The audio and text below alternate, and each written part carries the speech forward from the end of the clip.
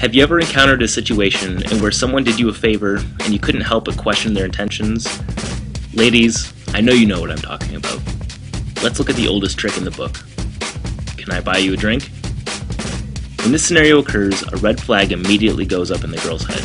She has to make a spot judgment on whether she wants to dedicate the next 10 minutes to giving this guy the impression that she's at least remotely interested in ending her night with him. The girl realizes this. The guy realizes this. The situation is perfectly transparent. Instead of a simple, "Hello, my name is," the male attempts to expedite the process at the expense of effectiveness. But why?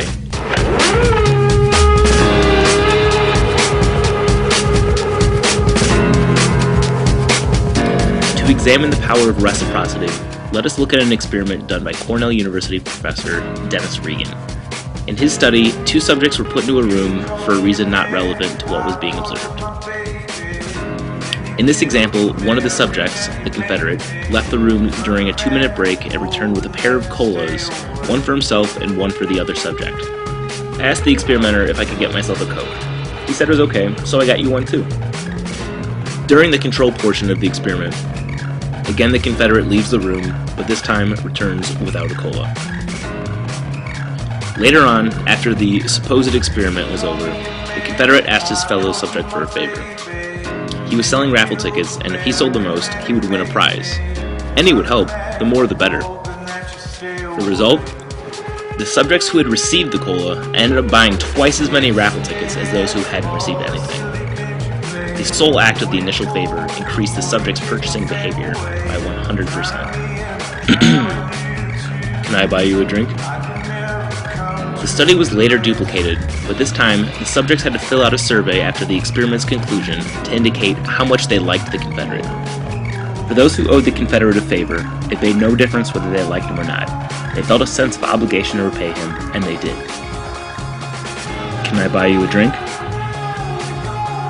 Equipped with this knowledge, how could you, the business owner, leverage people's instinctual response to return your favor? Look no further than social media.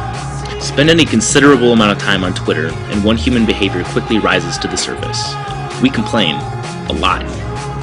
And because of this, we have a much better understanding about what people are displeased with than what they're grateful for. So you, the savvy business person, are smart enough to search these complaints and find ways to solve their problems.